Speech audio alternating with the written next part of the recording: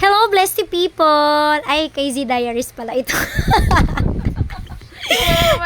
Hello, guys! So, today, we are so blessed to have another blessing from our YouTube family. Sino ngayon? Si Sir? Scotty. Sir Scotty, thank you so much for your generosity. So, ngayon po ay nito kami sa SM. Bibili po kami ng mga school supply, hindi para sa mga bata, kundi school supply para sa mga teachers! Yay! So, ngayon, dito kami sa National Bookstore. So, bumili kami ng mga bond paper, marker, ballpen. Nahirapan pa kami niyan maghanap ng bond paper kasi ang dami, kanya-kanyang odds. Sige siya, tingnan mo, namimili ako anong magandang brand ng bond paper. Pero isang bond paper lang naman yun lahat.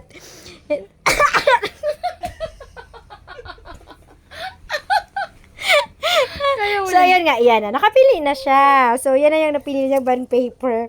Nakakatawa yan dyan. Pumunta kami sa National Bookstore.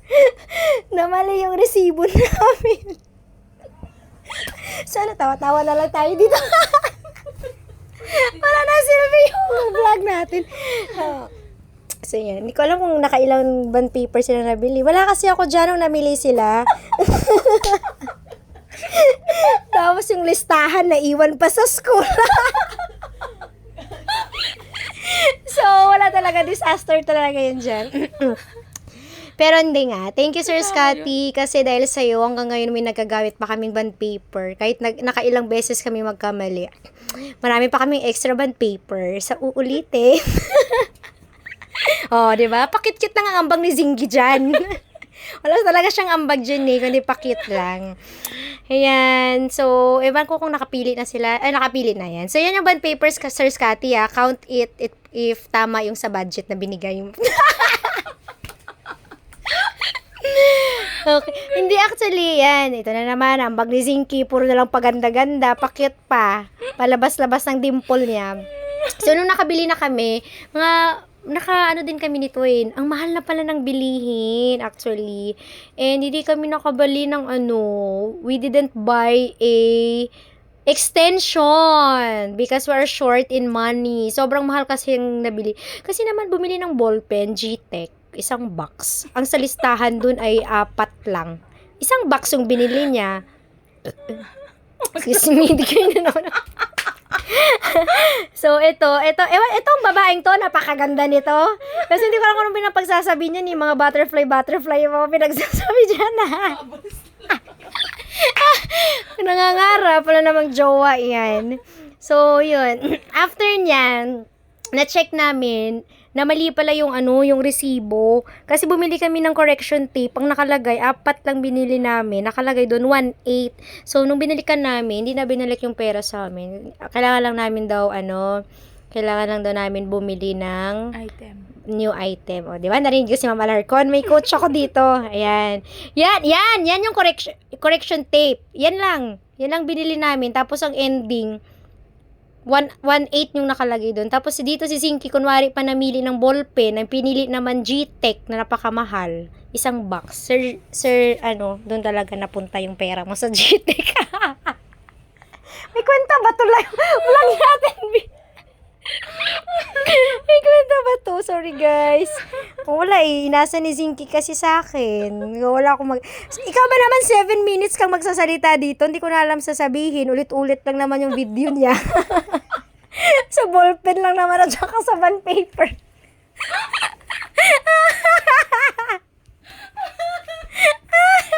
Aray ko.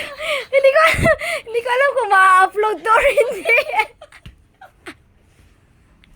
Ayusin mo. Init.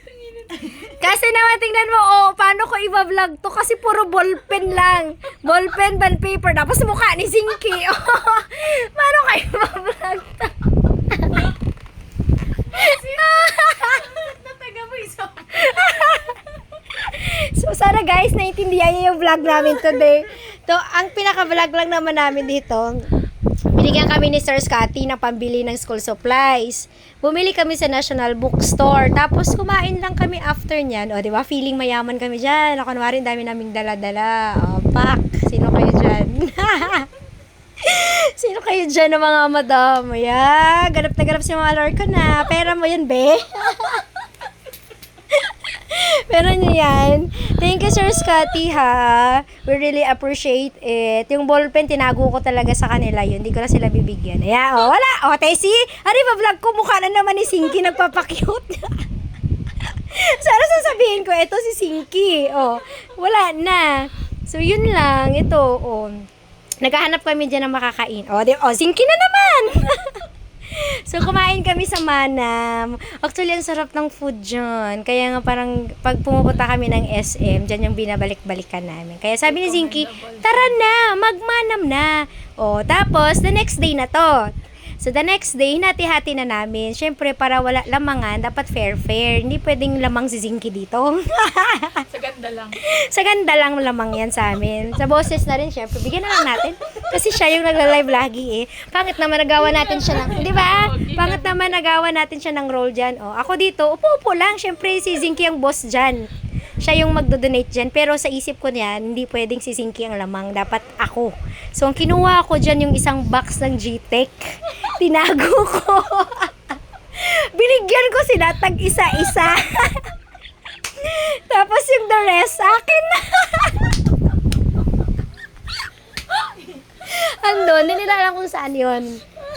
Tapos wag mangingi sila, sabihin ko, ay, di ba binigyan ko na kayo? Wala na, tag-isa na lang tayo. O, di ba?